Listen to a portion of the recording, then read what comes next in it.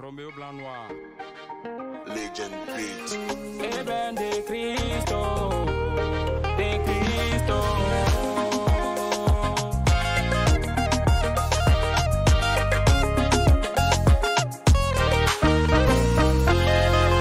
Mawelo jono do petole me, mai me jo me do ye me, mawelo sisi madako meleni non josi. Chers amis, bonjour. Bienvenue sur la chaîne La Fifamé, la chaîne de la femme à l'image de la femme du Proverbe 31. Et justement, parlons du livre des Proverbes. Au Proverbe 22, verset 1, la Bible déclare que mieux vaut avoir une bonne réputation que tout l'or et l'argent du monde.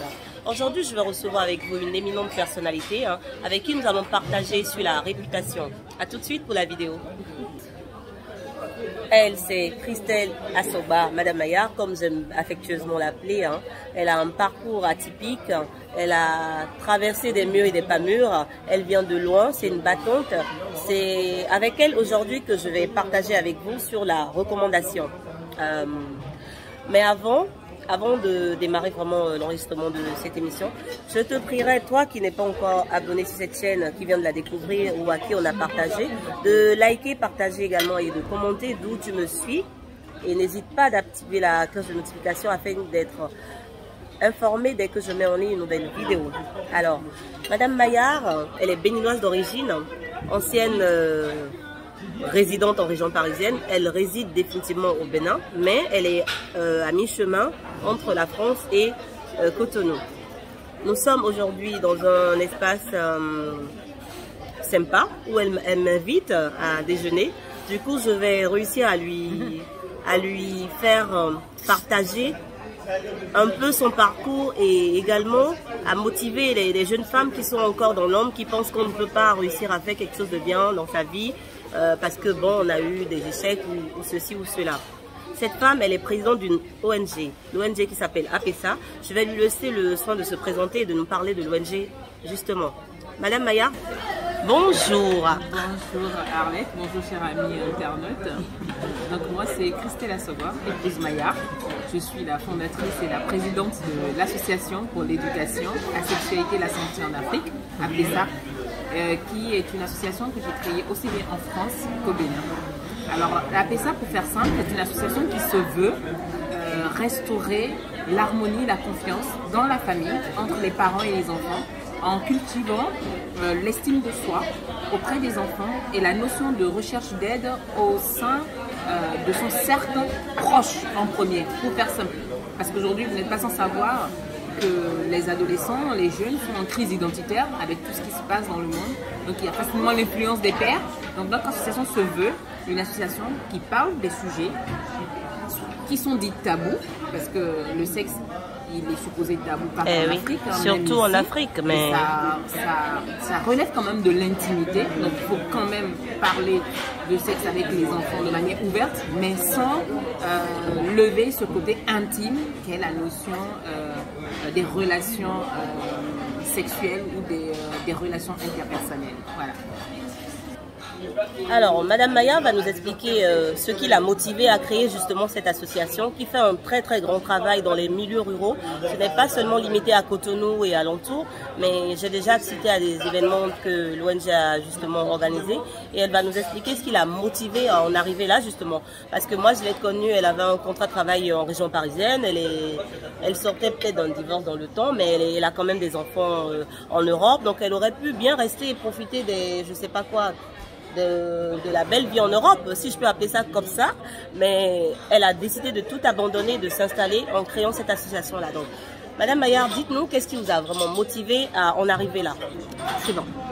Donc, on peut dire que je suis venue en Europe, précisément en France, par amour, parce que j'ai rencontré le père de mes enfants au Bénin. On a commencé notre relation au Bénin.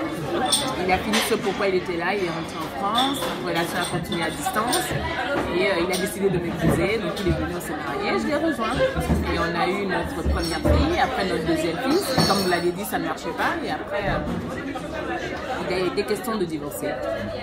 Alors je me suis dit, pourquoi passer des moments difficiles à l'étranger quand ces moments-là, aussi difficiles qu'ils soient, je puisse les passer chez moi. Parce que quand même, il faut dire que c'est quand même un luxe de pouvoir avoir le choix hein, si je peux parler dans ces termes. Exactement. D'être où on va souffrir, si je peux parler ainsi. Donc moi j'ai choisi de rentrer en Afrique, au Bénin, où mes parents vivent, où toute ma famille vit. Et je me suis dit c'est pas un échec, pas du tout. L'échec serait vraiment de rester en France. C'est dans mes allers-retours que je me suis rendu compte que les jeunes ou les adolescents de mon pays sont beaucoup critiqués, mais les parents ne se remettaient pas en cause. Et en prenant ma petite histoire, je me suis rappelé que moi, mon père, au cours d'une sortie avec celui qui a fini par être mon mari, le père de mes enfants, m'a appelé pendant que je sortais et m'a dit « Tu n'oublieras pas de mettre un préservatif ». Or, on n'a jamais parlé de sexualité, on n'a jamais parlé du rapport sexuel, on n'a jamais parlé de relations amoureuses. Il ne sait pas où j'en suis dans ma relation, si je suis encore vierge, si je ne le suis pas, il n'en sait rien et il me sort. N'oubliez pas le préservatif. Alors ça a été un blocage pour moi. Et toutes les fois où je suis sortie, je n'ai pas eu de relation, je n'ai pas osé aller au sexe quand on parle communément avec mon copain du temps. Parce que je me disais qu'à chaque fois, mon père se ferait des images de ce que je suis en train de faire en étant dehors. Donc, cette phrase m'a bloquée. En quelque sorte, si je peux pas aller en ces termes. Donc ça m'a permis de retarder déjà ma relation, ma première relation sexuelle avec cette personne-là. Et je me suis dit, et si on permettait aux parents de parler de ça avec les enfants de manière anodine, sans pour autant les bloquer, sans être dans une situation de faire peur, de réprimande et tout. Et c'est là que j'ai eu l'idée de créer ça. Et je me suis fait former en France à travers une association ici qui est spécialiste de l'éducation affective et sexuelle dans les écoles catholiques françaises. Et après ça, j'ai pu, je vais dire, personnaliser tout ce que j'ai appris par rapport à nos réalités socioculturelles pour ne pas avoir un discours qui ne soit pas en lien avec nos réalités. Voilà, ça en fait. D'accord. Ben, ça vaut en même temps pour moi, hein, cet entretien, c'est un moment d'échange et de partage. Et je mets un petit point justement sur la question, parce que des gens qui nous connaissent au Bénin, on sait que Madame Maillard, son père est quand même un membre actif de ces genres d'associations et il a une ONG sur la place publique bien connue et tout. Donc il ne faudrait pas qu'on pense que Madame Maillard s'est levée pour créer une association juste parce que son père est dans le milieu et qu'elle s'est levée pour aller faire un peu comme lui. Même moi qui vous parle, c'est ce que j'aurais cru par le passé. Elle a fait une formation dans ce domaine-là et elle s'est spécialisée dans la sexualité des jeunes étudiants et adolescents, justement comme elle a dit, mais en adaptant la réalité de l'extérieur à celle de notre pays. Donc il faudrait quand même que ça soit bien clair et je suis heureuse que vous ayez quand même apporté ce petit détail-là. Et justement, en parlant de cela, comment vous arrivez à agir justement? Comment vous arrivez à enseigner les jeunes? Par quel moyen vous arrivez à les approcher, à les enseigner justement pour qu'ils puissent se libérer et vous parler, se confier à vous, ce qui n'est pas chose aisée. Et vous-même, vous n'en avez jamais parlé avec vos parents, par exemple. Moi j'ai eu moins de chance. J'ai eu j'ai eu plus de chance que vous. Mon père, il est quelqu'un de très très fair play. Du coup, j'ai pas eu ce souci-là. Je crois que déjà à mes 18 ans, on parlait de ça parce que quand les copains passaient à la maison, ils me demandaient ah ben attends, celui-là c'est quoi finalement? Je disais non, il y a rien. Et bon, ça c'était une parenthèse. Donc Madame Maillard, elle va me dire quelles sont les actions qu'elle met en place justement pour arriver à faire parler les jeunes sans je ne sais pas, j'ai pas le bon mot. Une définition simple, la sexualité, c'est tout ce qui touche à la différenciation sexuelle. Donc, contrairement à ce qu'on pense, parler de sexualité avec un enfant, on peut partir déjà de ce qu'il aime, de ses projets d'avenir, de sa vision de lui-même. Notez, s'il vous plaît. Notez. De son demain, de ses idoles, de ce qu'il aime, de ce qu'il n'aime pas. Tout ça, ça fait partie de la sexualité. Alors, on y arrive plus simplement en partant des choses banales, en parlant de l'hygiène corporelle, en parlant de la notion de relations intrapersonnelles, c'est-à-dire comment choisir ses amis, quels sont ses amis préférés et pourquoi vous les choisissez. C'est de là qu'on vient à la description des différents types d'amitié ou des différents types de relations, la camaraderie, les connaissances, les relations amoureuses, les relations affectueuses, les relations familiales. C'est de là qu'on part. On ne vient pas du jour au lendemain dire avec l'enfant, voilà, qui tu aimes, pourquoi tu l'aimes. Non, c'est pas comme ça. On part des choses vraiment simples une méthodologie. Voilà, pour pouvoir le mettre en confiance C'est ça. et l'emmener lui-même à aborder ce sujet-là où il est déjà réceptif parce que vous avez eu un tant soit peu à répondre à des préoccupations qui sont les siennes. Alors, je vais faire un petit truc sur mon père.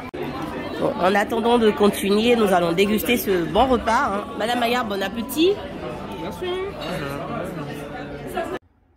Alors, chers amis, on a fini le déjeuner. Nous allons continuer notre interview avec Madame Maillard. Alors, elle a eu à partager déjà plus haut la méthodologie à suivre justement pour mettre en confiance les enfants et arriver à leur faire parler, à les mettre à l'aise pour partager avec eux des choses sur leur vie sexuelle. Et notamment sur le fait qu'il ne faille pas les aborder brusquement. Il faut déjà aller étape par étape, leur demander quels amis ils fréquentent, quelle couleur par exemple ils aiment bien, des choses qui concernent vraiment leur vie de tous les jours. Et justement, moi j'aimerais savoir, Madame Maillard, est-ce que quand on applique cette méthodologie dont vous parlez, est-ce que vous avez eu des résultats entre les parents qui le font comme ça et ceux qui ne le font pas du tout? Oui, bien sûr. Il faut savoir que la théorie de changement de comportement passe par plusieurs étapes. Et le fait déjà que nous, on aille dans une posture qui demande à amener l'enfant à s'ouvrir, ça amène tout doucement l'enfant à la prise de conscience des mauvais comportements qu'il adopte et la résolution lui-même déjà de changer de comportement. Alors, les difficultés qu'on rencontre sur le terrain, c'est en l'occurrence une contradiction entre ce que les parents disent et ce que les parents font. Donc ça ramène à la notion de l'exemplarité, où l'enfant se retrouve dans un conflit, dans une certaine dualité entre ce qu'on lui dit qu'il devrait faire et qui est bon, et ce qu'il voit faire. La réalité. La réalité. Et la réalité, c'est ce que les parents font. Et c'est là maintenant que nous avons mis en place un second volet où nous travaillons sur les parents eux-mêmes afin qu'ils soient des modèles, des exemples pour leurs enfants, afin de permettre à ce que l'enfant, il s'identifie à son parent. Et c'est en cela qu'on attire l'attention aussi des enfants derrière sur la notion du nom que l'on porte, des valeurs et attitudes, parce que votre nom vous accompagne. Donc si vous avez fait de bonnes actions dans votre vie, vous les portez toute votre vie, mais au-delà de votre vie, vous transmettez à votre descendance cet héritage qui n'est pas chiffré en matière pécunier, financier et tout ça, mais qui est chiffré en matière de renommée. Et c'est en cela que moi je dis un grand merci à mes parents, parce que j'ai des parents qui vraiment nous ont élevés dans la transparence, si je peux parler dans ces termes, où la notion de l'exemplarité est la base même de l'éducation que j'ai reçue, où on sait quand quelque chose, tu ne voudrais pas qu'on te fasse quelque chose, tu ne devrais pas le faire toi-même vis-à-vis des autres. Donc j'ai un père qui n'hésite pas à s'excuser auprès de ses enfants, ce qui est très rare en Afrique. J'ai une mère qui, même si elle sait qu'elle est en tort, elle va te crier dessus, mais la manière de te rattraper derrière, toi-même tu comprendras insidieusement, même si elle ne l'avoue pas, qu'elle reconnaît qu'elle a fait un tort et que tu devrais repasser l'éponge. Et aussi que moi étant l'aîné, mon père m'a toujours rendu responsable de tout ce que faisaient mes soeurs et mes frères. Ce qui fait que quand vous êtes à la maison, il n'y a pas de « je m'en fous, il fait papa, viens, il sera puni ». Non, c'est toi qui vas être puni parce que tu es l'aîné, parce que tu étais là. Tu représentais l'autorité, tu n'as pas assuré l'autorité que tu devrais, comment je vais dire, représenter de fait. Et puisque mon père dit toujours, c'est dans le comportement qu'on gagne les choses. C'est en te comportant comme un adulte que tes frères, tes soeurs, tes amis vont te reconnaître comme étant quelqu'un de valeureux, quelqu'un sur qui on peut compter et à leur tour seront disponibles pour toi quand tu as besoin d'eux. Donc oui, les enfants, la méthodologie marche très bien, même si on rencontre des gens qui disent « Ah, ça c'est des trucs à l'européenne et tout ça ». Mais ceux qui l'exploitent, mais vraiment, ils en sont très contents parce qu'il y a une relation de confiance, de sécurité qui existe entre tes parents et les enfants. C'est le mot que je voulais même sortir. Permettez-moi je ne vous interromps pas, mais juste de vous arracher le mot. Justement, pour arriver à instaurer cette relation de confiance-là, donc il faille vraiment respecter ces étapes-là. Le tout ne suffit pas de le dire. pour nous les parents, mais de vraiment l'appliquer justement afin d'avoir les résultats escomptés. Et en parlant de confiance, j'aimerais que vous reveniez également sur le mot qui nous a même motivé à faire cet échange aujourd'hui, parce qu'avec Madame Maillard, on échangeait sur un thème, qu'est la recommandation. Et je sais que concernant cela, vous avez des choses à nous partager. Exactement. Je l'abordais insidieusement tout à l'heure en parlant de la notion, comment je vais dire, de la responsabilité, non, confiance. La responsabilité, la renommée. Exactement. Voilà, la renommée. Et porter valeureusement son nom. Nous, dans les enseignements qu'on donne aux enfants, il y a la notion de valeur, les valeurs, attitudes et comportements qui représentent la clé. Ce qu'on te transmet, ce que tes parents te transmettent. Vous savez, en Afrique, souvent, on va dire, ou au Bénin de manière spécifique, on va dire, ah, les porte-noviens, ils font ci. Ça, c'est quelque chose qui nous colle. Que ce soit positif ou que ce soit négatif. C'est des images stéréotypes. Voilà, des clichés. Oui. Voilà, des clichés que tu portes. C'est pareil comme ça pour les noms de famille. Et moi, j'ai fait des recrutements et j'ai eu un jeune en face de moi qui postulait pour un poste que j'ai reçu en entretien. Et son nom m'avait déjà fait un tic. Et son nom m'avait fait un tic, mais j'ai voulu jouer franc-jeu jusqu'à lui donner l'opportunité qu'il vienne devant moi, que je l'écoute et tout. Et quand je l'ai reçu, je lui ai demandé s'il connaissait telle personne qui portait le même nom que lui. Il m'a dit oui. Alors je ne vous cache pas que ce oui, ça a valu que je ne le prenne pas. Parce que cette personne-là m'a fait énormément de mal, mais en hypocrisie. Donc je me suis demandé, est-ce que ce n'est pas cette personne qui m'envoie son parent infiltrer ma boîte? Alors ça ramène à la nécessité de faire du bien partout où on passe, à qui que nous rencontrons. Parce qu'on ne sait jamais ce que cette personne ou qui cette personne aura en face de lui. Et c'est pour ça qu'on a un adage chez nous enfants qui dit « La tête ne sait pas là où les pieds vont le conduire ». Donc, bien se comporter, c'est bien pour soi, mais c'est aussi bien pour les générations futures. Et moi, je dis aux jeunes, comportez-vous bien, soyez vous-même, soyez heureux de faire ce que vous faites, partagez le bonheur autour de vous.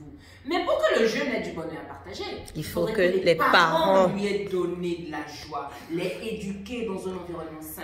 Un environnement sain, ce n'est pas un environnement où il y a de la forcément l'argent, non. Où on ne manque de rien, non. Un environnement sain, c'est un environnement dans lequel on s'aime, dans lequel on se dit les choses telles qu'elles sont, dans lequel on sait qu'on peut compter les uns sur les autres. Et ça, c'est important. Et ça part surtout de nous, les mamans. Parce que si nous ne sommes pas valeureuses, si nous ne sommes pas attentionnées, si nous ne sommes pas, comment je vais dire, un exemple pour nos enfants, on va rater leur éducation. Mais pour être un exemple pour nos parents et pour nos enfants, nous devons apprendre de temps en temps à être orgueilleuses, à penser à nous-mêmes pour être épanouis. Parce que l'épanouissement, il est personnel. Le bonheur, il est personnel. Et c'est dans les petites choses. C'est en commençant nous-mêmes par être nous, par être soi. Et ne pas faire les choses par hypocrisie, ne pas faire les choses à cause du qu'en dira-t-on. Ne pas se forcer à être disponible, mais savoir prendre le temps pour soi. Parce que 5 minutes pris pour soi, ça ramène à 2 heures de plaisir à passer avec l'enfant.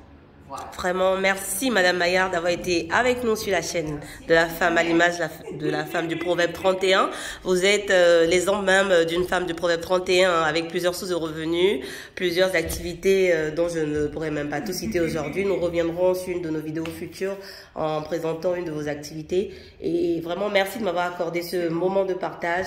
À très bientôt sur la chaîne. Merci à tous ceux qui nous suivent et à très très vite.